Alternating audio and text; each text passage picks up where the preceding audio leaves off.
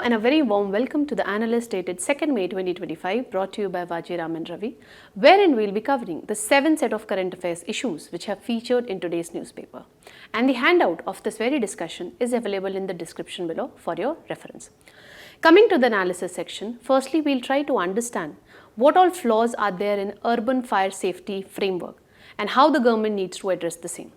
Moving on to the second topic, herein we will try to understand the concept of mental health, and we'll also be understanding the steps that the government needs to take in order to revamp the mental healthcare system when it comes to India. Moving on to the simplified section, herein we'll be covering the 5 set of topics in the most simple manner possible, and we'll also be doing the necessary value addition which would be relevant for your prelims examination. So stay tuned. So let's begin with the first topic, which is related to urban fire incidents when it comes to India. This particular topic you can relate with GS paper 1, especially the topic related to urbanization, and you can also relate it with GS paper 3, that is with disaster management. Now what has happened? As I was going through today's newspaper, I came across various fire-related incidents, especially in the urban areas, in one of the hotels in Kolkata, at one of the hotels in Ajmer, and we also witnessed fire incidents in Delhi Heart as well. Now in this backdrop, we need to understand what is the urban fire safety regulation or the framework in place when it comes to India. Now the first thing that we need to understand is what is the status, why I am discussing this issue, why this issue is important from a mains perspective. Because previously also we have witnessed urban fire related incidents. In 2024, sadly, within a span of 24 hours, we lost 40 lives. Why? Because there was a fire outbreak in a gaming zone in Gujarat Rajkot area, and we also witnessed urban fire related incidents in the children's hospitals in Delhi.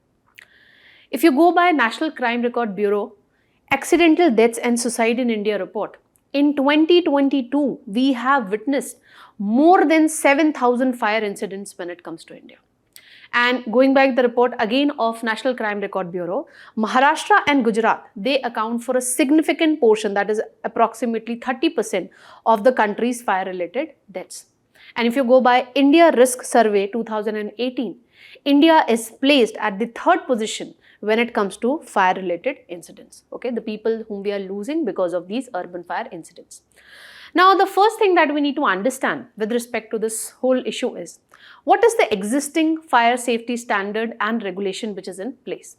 So, if you go by the constitution, fire service is basically a subject which is there in the state list. And it is also included in 12th schedule, which is related to municipalities. So it is basically the responsibility of the state government and the municipalities that they come up with the effective Fire Services Act, and they need to come up with an effective building bylaws. Then we also have National Building Code 2016, which was basically published by Bureau of Indian Standards.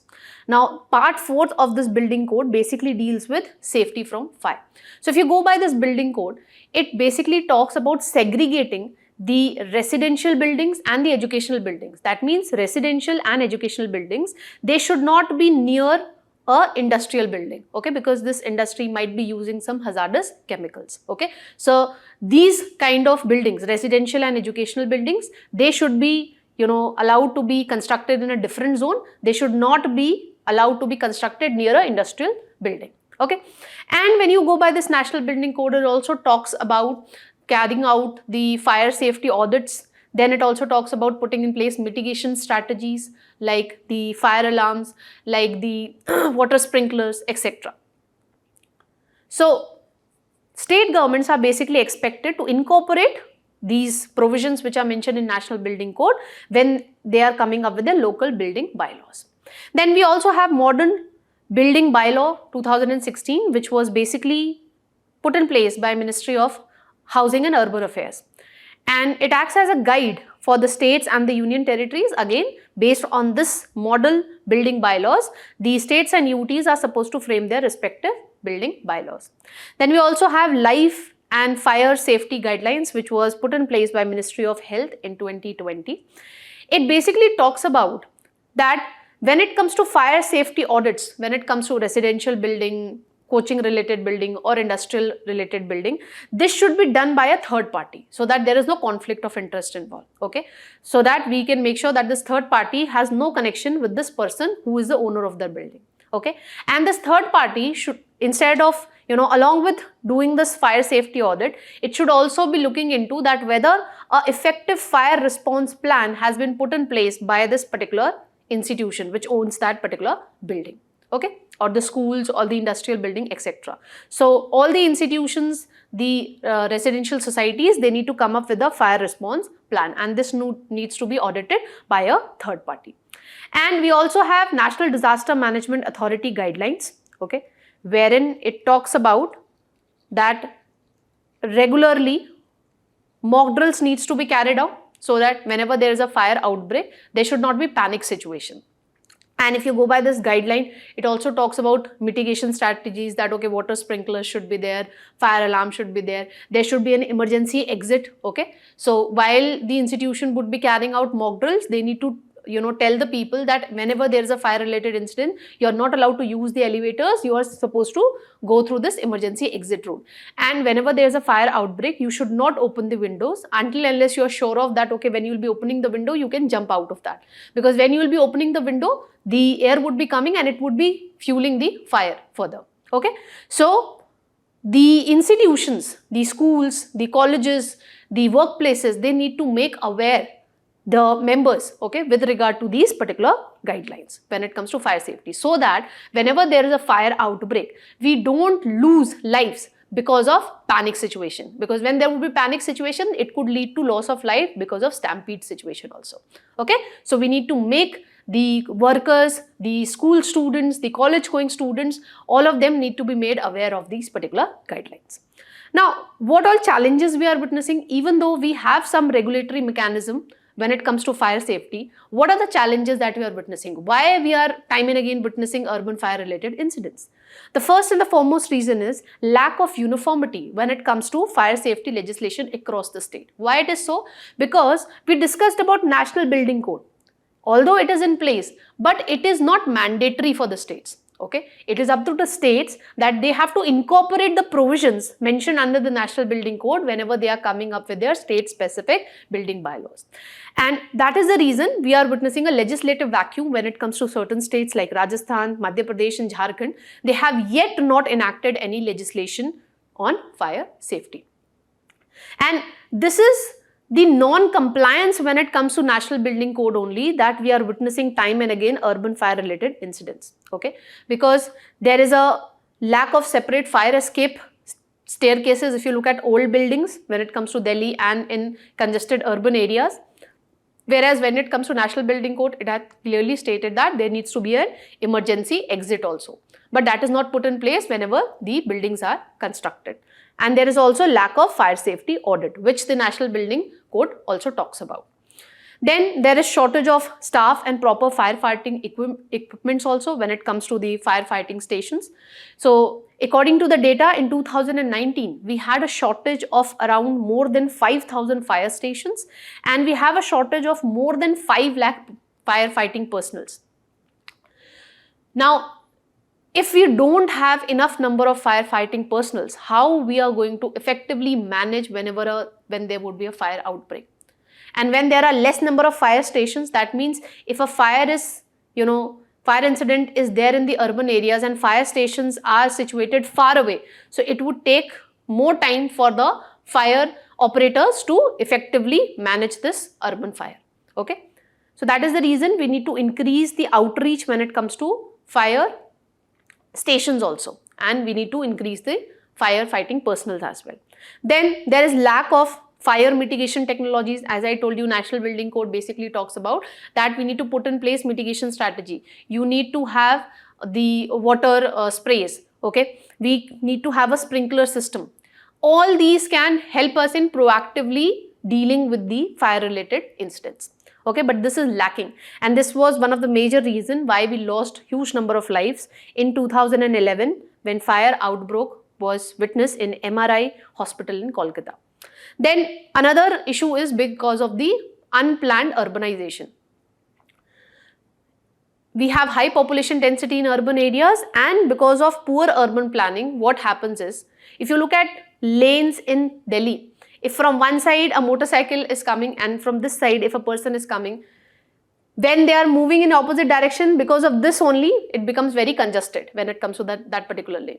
Now imagine how the firefighting personals would be able to respond effectively, okay, when they have to go through such narrow lanes. So when we have narrow lanes, when we have lack of emergency exit, it becomes very difficult for the fire safety operators also to respond effectively whenever there is a fire outbreak in urban areas. And this was one of the major reasons why we lost a lot of students when fire outbreak incidents was witnessed in coaching centers in Mukherjee Nagar way back in 2023. Now, we have understood the regulation, we have understood the challenges. What more needs to be done? This is the thing that we need to understand. So first and foremost, we need to carry out the fire safety audits, and this should be mandatorily being done by a third party. Okay, and this third party should also look into that whether a particular building, be it a residential building, be it a educational building, whether they have an effective fire response plan in place or not, and it should assess that fire response plan also. Okay, and we need to carry out regular fire safety drills so that whenever there is a fire outbreak, the co-workers or the students in colleges and school, they don't panic, okay, and we don't lose lives because of stampede situation. So we need to carry out the fire safety drill in the residential colonies, schools and other institutions, basically making the students, the college going students, the school students, the people living in residential building, we need to make them aware with regard to NDMA guidelines, that what all things they need to do and what all things they need to avoid whenever there is a fire outbreak in the vicinity. Then we need to increase the outreach of fire services stations also. As I told you, if there would be huge distance between a place A wherein we are witnessing urban fire related incident, and if the fire services station is situated very far away, it would become very difficult for the fire services personnel to respond effectively to that fire outbreak incident. So that is the reason the National Disaster Management Authority has recommended that when it comes to fire service stations, initially they should be there at sub-divisional level, and over a period of time we need to increase their outreach to block level as well as Gram Panchayat level. Okay, so we need to have a fire services station at the sub-divisional level, at the block level as well as at the Gram Panchayat level. Then we need to make sure that we are putting in place adequate mitigation technologies also, as has been suggested by the National Building Code. Okay, so we need to put in place water drones, we need to construct water storage tanks at the suitable location so that whenever there is a fire outbreak, we can respond proactively, okay, and we can bring the fire in control. Lastly, we need to provide financial support to the fire safety department. For this, what the government can do, so the urban governments can levy fire tax and they can use this thing to hire the required number of fire safety personnel also, and we can also use the revenue generated from this fire tax. The urban government can use this particular revenue for modernizing the fire safety departments, okay, providing them with the drone facility so that they can effectively bring the fire in control, okay, whenever there is a fire outbreak. That's all that we need to know with regard to this particular topic. I have framed a practice question for you people, so do practice this question and let us know your answers in the comment section. With this, let's move on to the next topic. Now sadly, as I was going through today's newspaper, I came across two recent suicide incidents. One was in BITS Pilani, Goa. Another was in Kalinga Institute of Industrial Technology. And this is the second when it comes to Kalinga Institute of Industrial Technology. In this very year, in February only, we got to know a suicide incident from this Kalinga Institute of Industrial Technology. This points out that there is some issue with the mental health care system in India. This particular topic, you need to correlate it with GS paper 2, especially the issues related to health. Now, the first thing that we need to understand is, what is this mental health? Normally, we think that this person X is having a healthy mental state. Why? Because this person is not suffering from any mental health related ailments. But you need to understand this, that mental health is a broader term. We cannot say that this person is having a healthy mental state just because this person is not suffering from any kind of mental health related issues. According to WHO, we can say that a person is having a healthy mental state only when that person is able to reach their full potential, okay? They are able to manage the everyday work related stress as well as pressures because of the personal life, so they are able to manage the the work-life balance. They are engaging in productive and fruitful employment opportunities, and they are effectively contributing to the community and the society. So from today onwards, you need to change your understanding when it comes to mental health. So whenever now anybody would be asking you what is mental health not just imply that this person X is not suffering from any mental health related issues. We also need to look into this thing, that whether this person is able to maintain work-life balance, whether this person is able to handle the everyday pressures, whether this person is able to reach its fullest potential, okay, what he want to do is in his life, whether he or she is able to do that, and whether he or she is having good offline face-to-face relation, and he or she is able to contribute effectively to the community or society or not. Now when it comes to mental health, the problem when it comes to India is the focus that we give to physical health, that same amount of focus is not given to mental health. If you look at statistics which was given by National Institute of Mental Health and Neurosciences, it conducted a survey, National Mental Health Survey in 2015 and 16. And what did we found out with the help of this particular survey? We found out that roughly 13 to 14% of India's population is suffering from one or the other kind of mental illness. And 10% roughly out of these 13 to 14% need immediate intervention. And what we are witnessing is there is increase in suicide rates in India. This is validated by National Crime Record Bureau report that in 2022 in India itself, we lost around 1.71 lakh people because of suicides. This points out that there is some issue when it comes to mental health, system in India. So what are the issues? Let's explore them. First issue is lack of awareness and sensitivity. Now, if a person X is suffering from some sort of mental health related disorder, even when this person is aware that, okay, I am suffering from anxiety, stress, I'm not able to see properly, then also this person would not be able to gain the courage to get the mental health related support. Why? Because of the stigma that the society attaches to mental health. Why I'm saying stigma? Because if this person declares that, okay, I need some sort of mental health care support, then the organization in which this person is working would not be giving him or her key responsibilities. And the co-workers and the people, when they get to know that, okay, this X person is suffering from some sort of mental health related issue, they would start maintaining some distance from this person. Why? Because they think that if they maintain some sort of communication with this particular person X, this is going to negatively impact their mental well-being as well. Okay, so because of this stigma which is attached to mental health, what we witness is there is lack of social support structures. And that is the reason, even if a person is suffering from mental health related issue, they do not come forward and say that they need some sort of medical help. Another reason is social isolation and loneliness, and this is on a rise because of nuclearization of families. Previously, when we used to have a bigger family, if let's suppose my parents are not available, I cannot share my thoughts with them. So I have my dadis, I have my nani, I have my cousin brother and sister with whom I can share my thoughts and whatever issue I am facing in my life. So that used to de-burst the stress. But now, because of nuclearization of families, what is happening? You only have your parents, and parents are also busy in earning the money. Okay, because they have to, earn the money and they have to give you a bright future.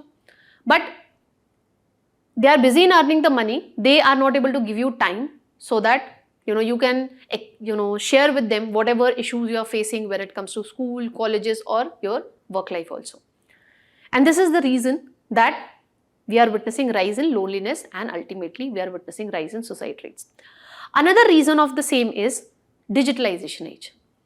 Now, when it comes to social media, have you seen anybody posting bad thing about them? Everybody, if you go to social media, everybody is posting what all places they traveled, okay, what all things they have achieved in life. Nobody would be posting anything bad about their life, okay. And whenever you scroll social media, you start doing social comparison. That, okay, this person's life is much better. See how much achievements he have attained in his life and what I'm doing with my life. And because of social media, what we are witnessing is rise in body shaming also. And all this is negatively impacting the self-esteem of the children. And this is again one of the reasons of rise in suicide rates when it comes to India. And why I'm saying urbanization, modernization is one of the cause. This is very well validated by the study which was published in Lancet Public Health Journal. Okay, it carried out a study on the global burden of study disease in 1990 and 2017, and what we found out that the suicide rates, the prevalence of depressive and anxiety disorders are high when it comes to southern states, because in southern states there is high urbanization, high modernization, high nuclearization of families, and this is the reason we are witnessing that people in southern states, they suffer more from mental health related disorders. Then another issue being shortage of mental health related professionals. If you go by economic survey of 2023-24, what we have found out is we merely have 0.75 psychiatrists per lakh population. And according to WHO, what is the number that you need? So you need roughly 3 psychiatrists per 1 lakh population. So there is shortage of mental health related professionals also. Then if you want to seek mental health related service, if I want to get counseling service from a psychiatrist, especially in the private setting, the cost is very high. So poor people are not able to get access to this mental health care services. Okay, and the people who anyhow they are able to manage to get this mental health related services, they ultimately become poor. And this further widens the income inequality, which is already higher going by the recent Oxfam report. Then another reason why there is high cost of mental health care services, because of low budgetary allocation when it comes to mental health care. If you go by financial year of 2024-25, merely 1% of the total healthcare budget was allocated for mental health care. If you go by developed countries, they allocate roughly 5 to 18% of their annual healthcare budget, especially for the mental health care related issue. Because they understand that because of modernization, because of urbanization, because of materialism, consumerism, mental health related issues are on a rise. And that is the reason they allocate higher amount of budgetary allocation when it comes to mental health care system. But that is not happening in India. This is the reason the mental health care services are still costly. What all steps the government has taken to improve the mental health care infrastructure when it comes to India?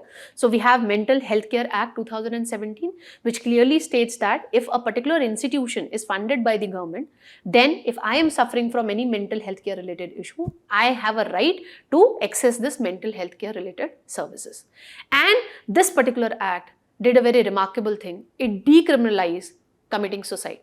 Because this act recognized that a person who is committing suicide is already suffering from a lot of stress. Why are we criminalizing suicide? Okay, so it decriminalized suicide. So if, let's suppose, I would be committing the suicide, so I would not be put behind the bars just because I tried to commit the suicide. Okay, so this act understood this thing that a person who is committing the suicide was suffering from some sort of mental disorder. So it decriminalized committing suicide. Then we have National Mental Health Program, wherein we are focusing upon what? Information, communication and education activities. Basically, we are trying to create awareness when it comes to mental health care related issues, especially in the school, colleges and even in the workplaces. Then we have National Tele-Mental Health Program.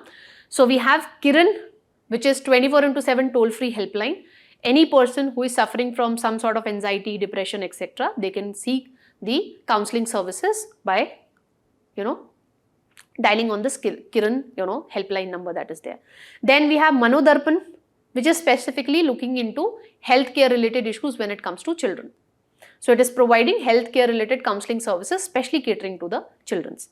Then we have Sathi program. Again, it is focusing upon mental healthcare related issues, which is affecting the college going students or the school going students. Basically, we are going to conduct webinars, online seminars, okay, making them aware with regard to mental healthcare related issues and sensitizing them with regard to mental healthcare. So that if anybody is suffering from mental healthcare related issue, they can be vocal about that. Okay. Then we need to understand one of the major cause of suicides when it comes to the educational institution is ragging. So what is ragging? This basically refers to the activity which the seniors do in the name of welcoming the fresher students in the college. And they make them do certain activities which violate the dignity of that very individual. And at times, the student, because of ragging activities, they commit suicide also. So understanding this particular issue, Supreme Court has banned ragging in 2001. Okay. Later on in 2009, we witnessed again a suicide incident because of ragging. So in that backdrop, the Supreme Court effectively ordered all the educational institutions to strictly enforce the anti-ragging related regulation in their educational institutions. Now, last thing that we need to understand is what more needs to be done in order to improve the mental health care system when it comes to India. So we need to provide regular training programs, especially to the school teachers, especially to the college faculties, okay, and to the HR department when it comes to workplaces. It's not like we need to provide them how they would be doing the counseling. We need to understand that they are not getting the qualification degree for becoming a psychiatrist. But we need to train them so that they can sensitize the people, they can sensitize the students with regard to mental health care related issues. Okay, and we need to make sure we sensitize the students, the co-workers to such a level that if somebody is witnessing from any kind of mental health related issue, they can come forward and they can, seek medical help with regard to that. And where they should sensitize to such a level that if person is declaring that, okay, I'm suffering from mental health care related issue, so we need to create a support system for that person instead of maintaining distance from that particular person. Then we need to carry out digital detox program. As I told you, one of the major reasons of suicide, especially among the children, is because of social comparison. So we need to make the students learn that how they need to balance their activities on the social media, and they need to also focus upon physical exercise, hobbies, as well as offline social interactions. See, we understand that when it comes to UPSC aspirants also, you people also suffer from anxiety, depression, especially because of the failures in the examination. But just remember this thing, that getting into isolation just to get a rank in this examination, this is a strategy which a lot of aspirants follow. But at times it is having negative repercussions when it comes to mental health. So please seek out to your families, maintain your communication with your families, with your mentors, with your faculties, whenever you are facing any kind of mental health related issues or depression and anxiety. Okay, please reach out to them and please maintain some offline social interactions. Then we need to address the infrastructural gaps, because there is lack of medical health care when it comes to mental health, especially in the rural areas. So we need to ensure access to mental health care services when it comes to rural areas also. And how we can address the gap when it comes to medical health care professionals? So we can train the ASHA workers so that at the ground level, they can sensitize the children, the mothers with regard to mental health care related issues, and so that whenever in the rural areas or in the urban areas, because we have ASHA workers in both the settings, is suffering from mental health care related issues, they can come forward and seek mental health care related services. Then the government needs to enter into collaboration with the NGOs who have done a remarkable work at the ground level. For example, the NGOs like Banyan in Tamil Nadu, Sangat in Goa, Center for Mental Health Law and Policy in Pune. So they have come up with better strategy and evidence-based strategy. The same needs to be replicated at other places also. And lastly, we need to effectively implement the WHO's 3 transformative path. What is the 3 transformative path? So it talks about deepening the value and commitment, wherein we need to give equal priority to the mental health as we give priority to the physical health. And we need to increase our investment when it comes to mental health care ecosystem. Then we need to reshape the environments. What do we mean by this? We mean that we need to sensitize the students when it comes to school, when it comes to the residential buildings also, when it comes to workplaces also, so that a person suffering from mental health care related issue can be vocal about their issues, and we create a effective support system for that person. Then we need to strengthen the mental health care. Okay, so we need to move away from custodial care in psychiatric hospital, giving shock to that person. Instead of that, we need to build community-based network of services, and this could be done only when we address the stigma which is attached to mental health care. And we need to diversify and scale the mental health care options for the person suffering from mental health related issue. And lastly, we need to make the mental health affordable and accessible for all. For this, government needs to increase the budgetary allocation. That's all that we need to know with regard to this particular topic. I have framed a practice question for you people. So do practice this question and let us know your answers in the comment section. We'll be happy to read your answers. With this, let's move on to the simplified section. Beginning with the simplified section, an editorial has appeared in The Hindu wherein the writer is pointing out the significance of private member bills. This particular topic is relevant from our GS paper 2 perspective, especially the functioning of parliament and state legislature. As we always do, whatever is relevant, I have highlighted for your reference, but we'll be understanding this particular editorial in a systematic manner. Now, before we understand the context of the editorial, we first need to understand the difference between a public bill and a private member bill. When I say public bill, this is introduced by a minister. But when I say private member bill, this can be introduced by any member of parliament who is not a minister. Now, majority of you get confused when it comes to private member bill. You need to understand that a particular MP, this MP can belong to a ruling political party also.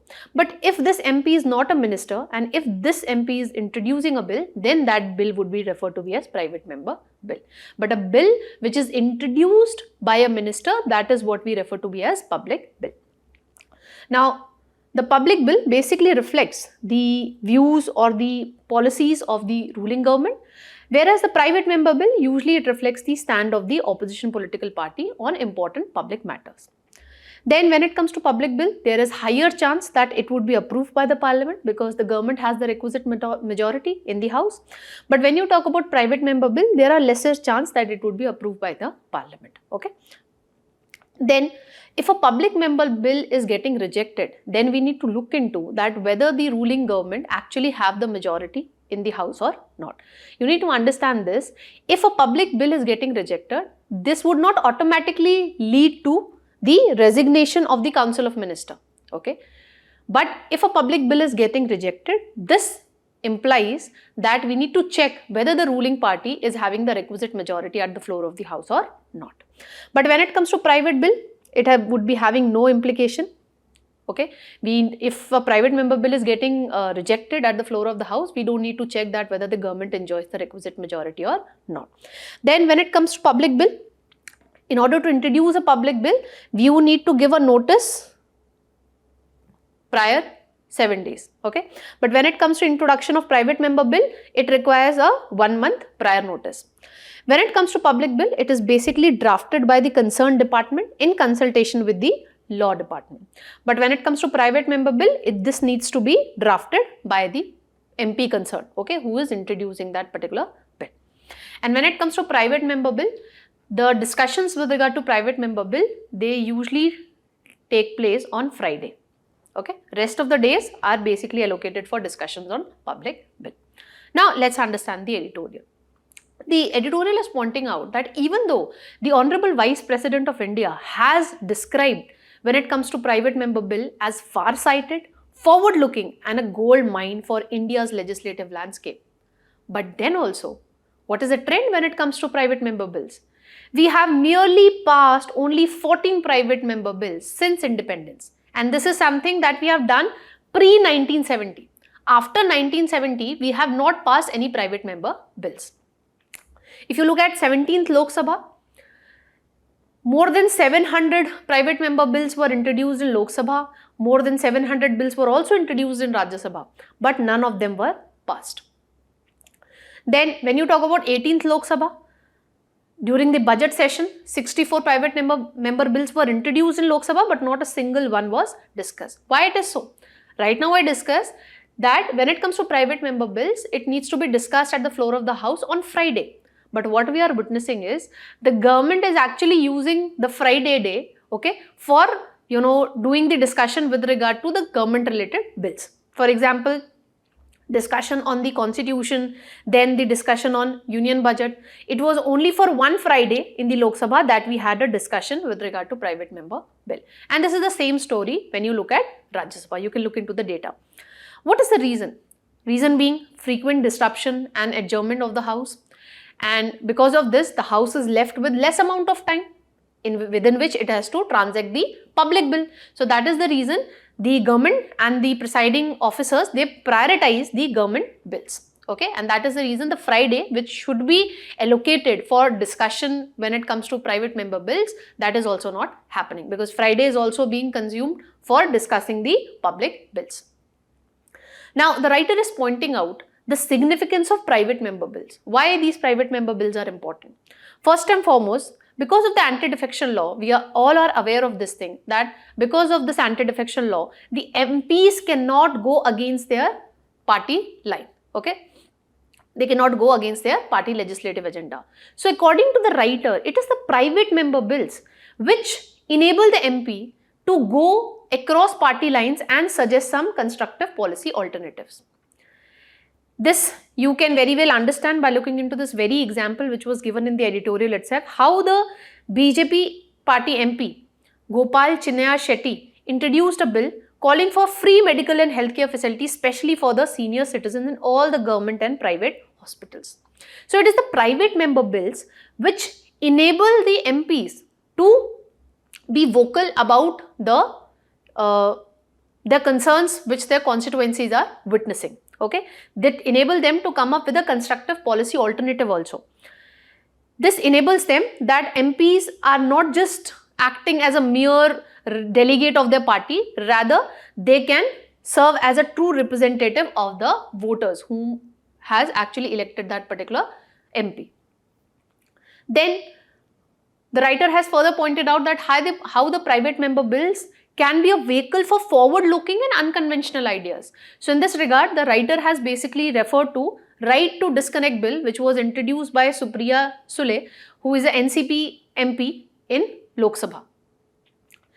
This bill, although it was not passed, but it ignited the debate with respect to mental health, work-life balance, labor rights in a hyper-connected economy. This bill was basically talking about that the workers should have a legal right to disengage from the work-related communication. So if let's suppose my office hour is 10 to 6 and beyond 6 PM, if I'm getting a work-related call, I should have the right to, don't pick up that particular call until unless there is an emergency. Okay, beyond official working hours. So although this bill was not passed at the floor of the House, but it actually, ignited debate at the national level with respect to work-life balance in a hyper-connected economy. Then the private member bills also at times lead to tangible legislative impact. How come? Previously in 2014, a DMK Rajya Sabha MP introduced Rights of Transgender Person Bill. Although this bill was not passed, but this formed the ground for the Transgender Person Protection of Rights Act 2019, which was basically a public bill, okay, which was introduced by the government of the day, which ultimately was passed by the government. So, after pointing out the significance of private member bills, the writer is making a point that we need to put in place certain procedural and structural reform in order to make sure that the time which is allocated for private member bills, that is not consumed by the government for discussing the public bills or other matters. So in that regard, the writer is suggesting that we need to amend the rules of procedure and conduct of business when it comes to both the house, and we need to make it explicit in these rules of procedure and conduct of business that Friday would only be used for discussion with regard to private member bills. Friday should not be used for carrying out other business. Then the writer is pointing out that we need to introduce a review committee specifically which would be looking into the quality, relevance and constitutionality when it comes to private member bills. And this review committee can also come up with a priority list. Okay. So if the review committee finds out that this particular private member bill is based on a very important issue and it is getting cross-party support, then this review committee needs to make sure that such bills are fast-tracked. That means they reach the floor of the House in a time-bound manner, so that we can effectively address the important issues. And then, since we studied this thing in the previous slide, that one of the reasons why, although being mentioned this thing that Friday should be used for discussion of private member bills, why the government is actually using it for discussion of other issues. The reason being frequent disruptions. So in this backdrop, the writer is suggesting that let's just extend the working hour of the parliament. Ideally, when it comes to working hours in both the house meets from 11 a.m. to 4:30 p.m. and in between they have lunch break also. So the writer is suggesting that if we increase the working hours of both the houses of the parliament by 1 or 2 hours, this would enhance the productivity of the house. Okay, and this would make sure that Fridays would be only used for discussion when it comes to private member bills. It would not be consumed for other government related business. Okay, it should not be used for discussion when it comes to public bills. Then the writer is also pointing out that we can incorporate the best international practice which is there in UK. So they have a 10-minute rule. So the MP who wants to introduce a private member bill, he or she would be giving a short speech of 10 minutes. Another MP who wants to oppose this particular private member bill needs to give his viewpoint within 10 minutes. So it makes sure that the discussion, the introduction, the discussion when it comes to private member bill, it is done in a very short period of time. Okay. So then the government would not be able to give the excuse that we don't have enough time to discuss the private member bills. And the writer is pointing out that these reforms becomes more important. Why? Because if the delimitation would be carried out, then we would be witnessing an increase in number of MPs, and these, MPs, further additional MPs would also be coming up with their private member bills. So we need to make sure that the Friday day is only used for discussion when it comes to private member bills, and all such reforms need to be adopted when it comes to India. That's all that we need to know with regard to this particular topic. Let's move on to the next one. So an editorial has appeared in The Hindu wherein the writer is talking about the China strategic push, especially when it comes to Southeast Asian region. This particular topic is relevant from a prelim perspective. Whatever is relevant, I have highlighted for your reference, but we'll be understanding this particular editorial in a simplified manner. So what is the context? Previously, between 14th April to 18th April, the Chinese president was on a 3-nation tour to Southeast Asian countries, basically Vietnam, Malaysia and Cambodia. And this tour was basically based on one goal, that is to showcase that China is the only reliable partner when it comes to this particular region. Why this tour becomes important? Because after the 90-day pause, the US reciprocal tariff would be coming into effect. Already when it comes to Chinese goods entering into US market, they would be facing 145% tariff rate. And once this 90-day pause would be ending, the goods emerging from Cambodia, Vietnam and Malaysia, they would also be facing a higher tariff rate. When it comes to Cambodia, the goods would be facing a tariff rate of 59%, Vietnam 46% and Malaysia 24%. So because of the threat of US reciprocal tariff, all these countries are trying to enhance their economic engagement. And by enhancing the economic engagement with these 3 Southeast Asian nations, the China is also trying to showcase the coercive unilateral policies of the Trump administration, because Trump administration is only worried about making America great again. Then when it comes to trade war with US, it is not just limited to tariff. It has also extended to export control, technology bans. Previously, US administration has banned the export of AI chips to China, okay, which would be affecting the technological advancement when it comes to Chinese company. Then it has taken the form of financial decoupling also. When the president of China was on a 3-nation tour to the Southeast Asian countries, therein the president of China has also, put forward this proposal that when it comes to settling the cross-border international trade, that should be done in yuan, which is the Chinese currency. Okay, so it is being done to do financial decoupling, to reduce its dependence when it comes to dollar. So since the trade war is getting intensified and it is moving beyond tariffs, taking form of technological bans and financial decoupling, China is basically trying to insulate itself from the effects of deepening of trade war. Okay, and that is the reason it is enhancing its economic engagement with these 3 Southeast Asian nations, which are basically geographically close to China and they are strategically important also, and the government are also willingly to enter into trade agreements with China or economic engagement with China. Now, according to the writer, this is a very considered move of China. Why? The China, in the backdrop of deepening of trade war, in the backdrop of US reciprocal tariff threat, it is trying to enhance its economic engagement with these three Southeast Asian nations to basically mitigate the external economic pressure, to make sure that its economy remains stable, and it is also trying to strengthen its leadership narrative when it comes to Indo-Pacific region. So let's look into what all key agreements which it signed with the other countries. So when it comes to Vietnam, it signed approximately 45 cooperation agreements. When it comes to Malaysia, approximately 30 agreements were signed. And similarly, various agreements were signed when it comes to Cambodia. Through these key agreements, what the China is trying to showcase? It is trying to showcase that China would continue to offer public goods. It would continue to give a boost to infrastructure development when it comes to these particular nations. Whereas the US is moving towards protectionism. US is only worried about make America great again. Whereas China is also worried about these, Southeast Asian economies also. That is the reason it is providing public good. That is the reason it is enhancing its economic engagement with these countries. And that is the reason it is providing infrastructure goods under the Belt and Road Initiative.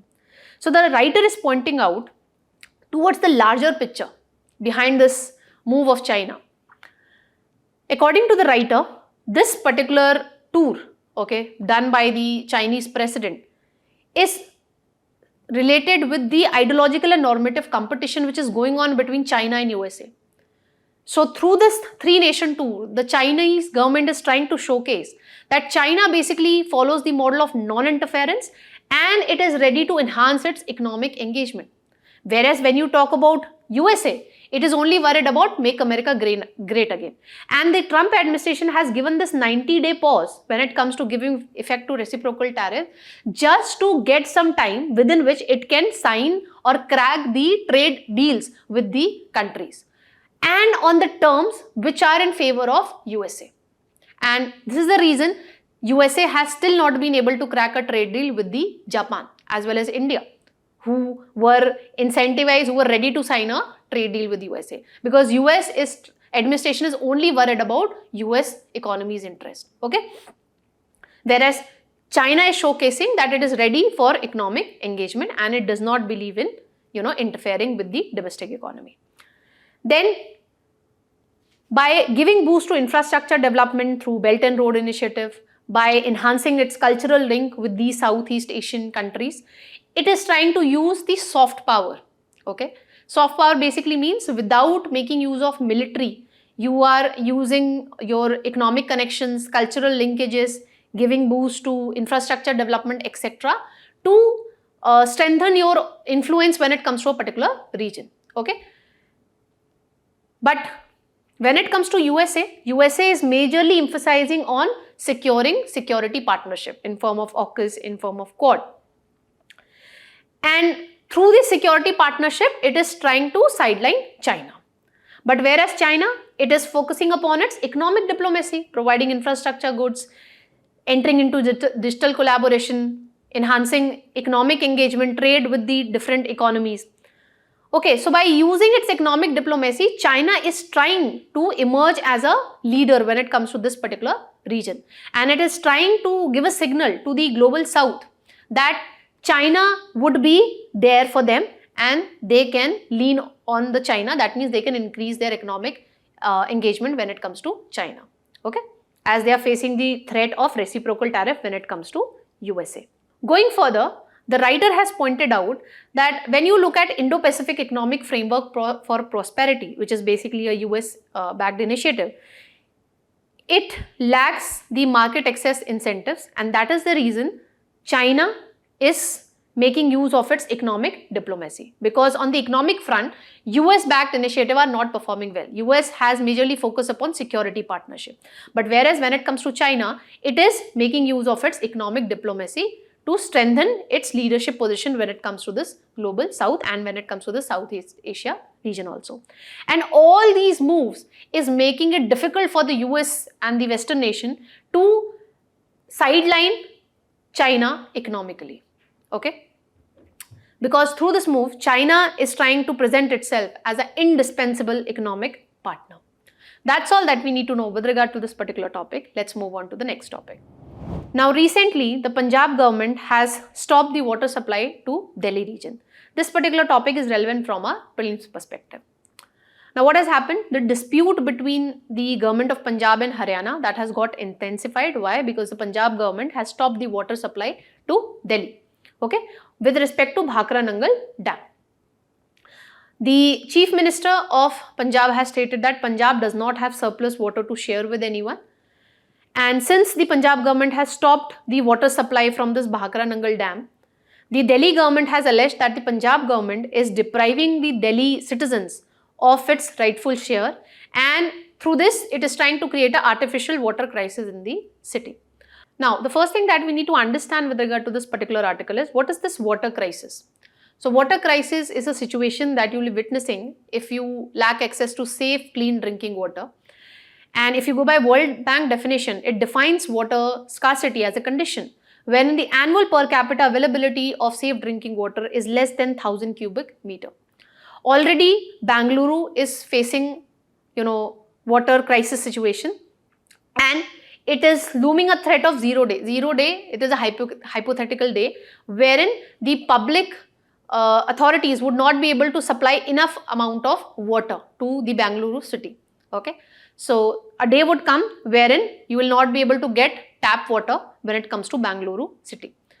Now, why we are witnessing a rise in water scarcity when it comes to India? It is because of increase in water demand, because of urbanization, because of increase in population. And as the Niti Aayog has also pointed out, that when it comes to India, the water demand would be twice the available supply in 2030.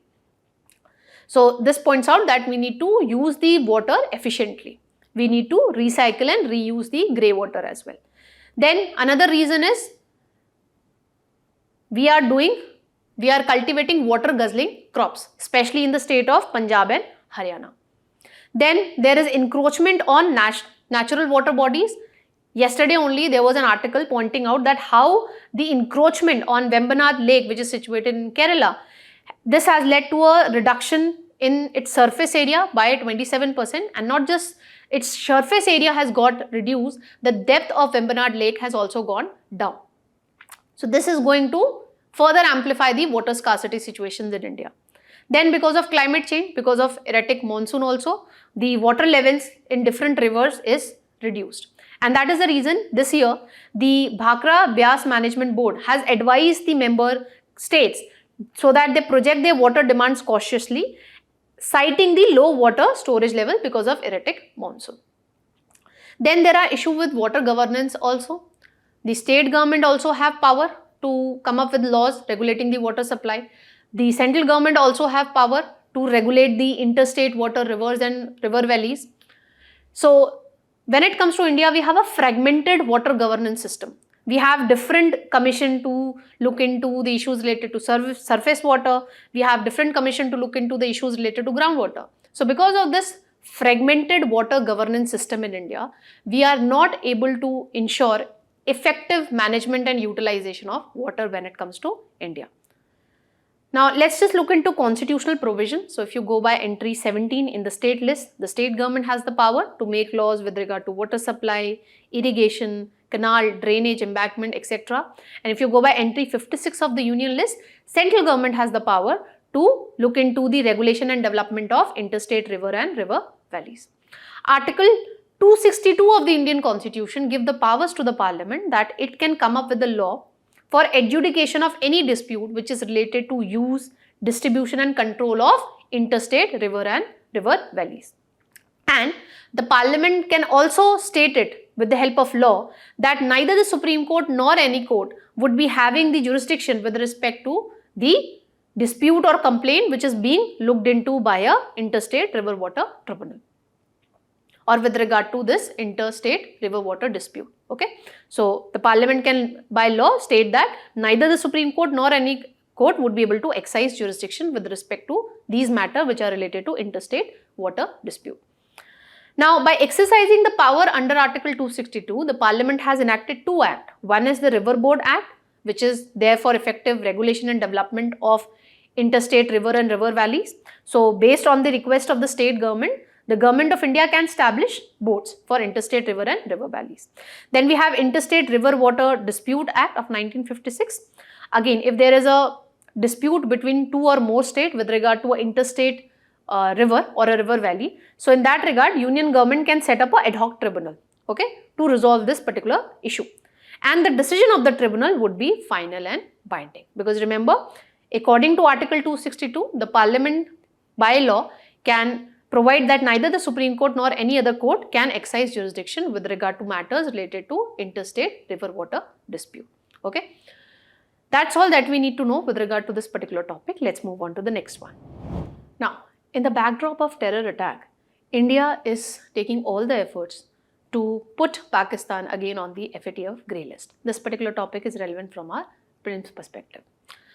So in the backdrop of terror attack, Indian authorities are planning to take 2 steps which would curb the flow of finances to the state of Pakistan. First step is to bring back Pakistan on the FATF grey list, and second step is to raise objections when it comes to International Monetary Fund's $7 billion aid package, okay, by pointing out that these funds are basically being used by the Pakistan authorities to finance the terror activities. Now, why India is planning or making all the efforts to bring back Pakistan on the FATF grey list? Because once a country is put on the grey list, it becomes very difficult for a country to get the funding from different institutions like the IMF, World Bank, Asian Development Bank, etc. And this severely impacts the FDI and the capital flows to that particular country, because the businessman has to undertake advanced due diligence with respect to the capital coming into that particular country.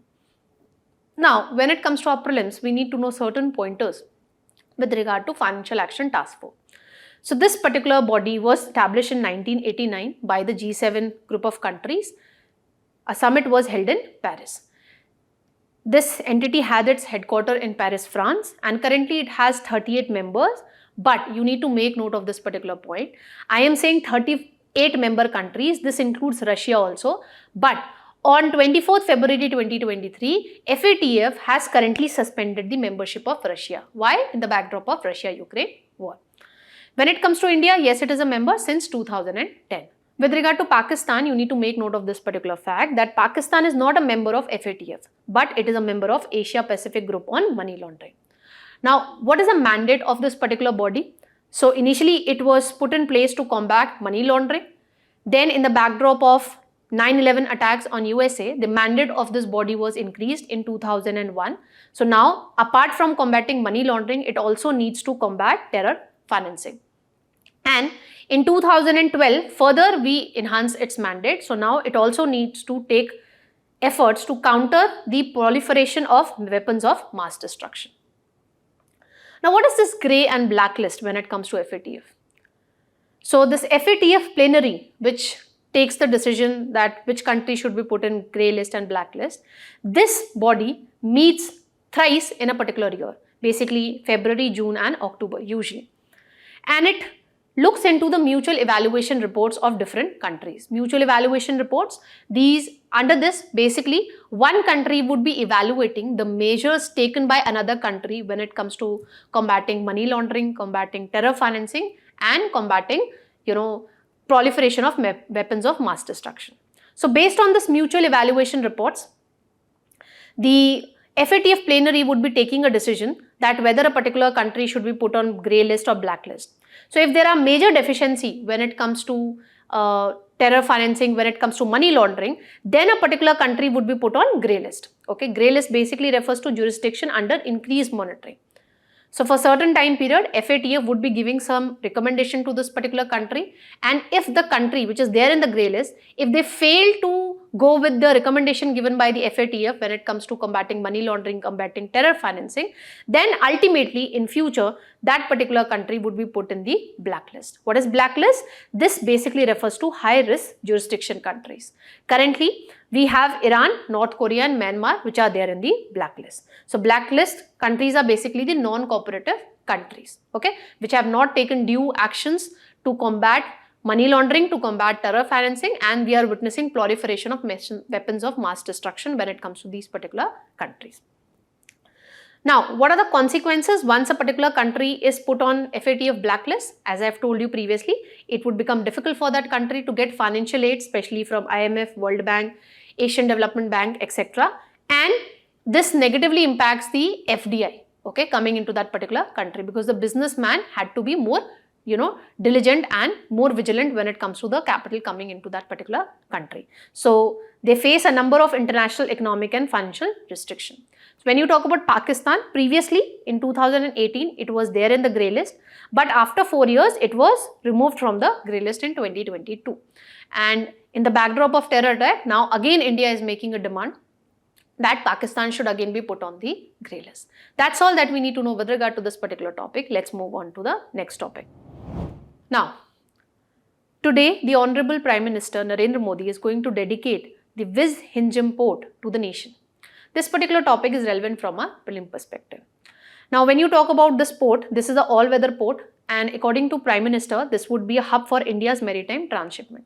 This particular port is armed with AI-driven control room and vessel traffic management system. This would enable effective tracking of the ships and effective management of the port traffic flow. This would reduce India's dependence on the other international ports. Currently, 75% of country's transshipment cargo is handled by the international ports. And this used to cost roughly around $200 million to the public exchequer. So once this port would become functional, this would reduce our dependence upon the other international transshipment ports, and this would help us in enhancing the trade competitiveness by reducing the logistic cost. Let's just understand certain prelim pointers with regard to this particular port. So it is India's first deep water transshipment port, which is situated in the state of Kerala. It would be competing with the global transshipment hubs like Colombo, Singapore, Dubai, and hence it would be reducing our dependence upon these international transshipment hubs. Okay, and it would enable the public exchequer to save around $200 million every year. Now, why we needed a deep water port? Because this would enable us to accommodate large vessels with large cargo capacity. Currently, it has a natural depth of 18 meters, but it can be further increased to 20 meters. And what is transshipment port? Now see, if goods have been transported from one particular country to another country B, but there is no direct linkage. So what would happen? The ship from country A would enter into port of country C, and here the goods would be unloaded and they would be loaded on another ship, and then this would be transported to the final destination. So transshipment port is a port where the goods are unloaded and they are again loaded onto different ship, and then they are, shipped to the final destination. When you talk about the Vizhinjam International Seaport, this is built by the Adani Port and SEZ Private Limited. This has been built based on design, build, finance, operate and transfer model. So what do we mean by this PPP model? Under this, the private sector would have to bear all the cost when it comes to designing, when it comes to building this particular port. It would be operating this port for a period of 20 to 30 years. And then after the expiry of this particular time period, it would be again returning the ownership rights to the public entity. That's all that we need to know from today's analyst. Quiz would be coming right up next. So don't forget to practice the quiz. Till then, keep smiling, keep learning. Have a very nice day, all of you.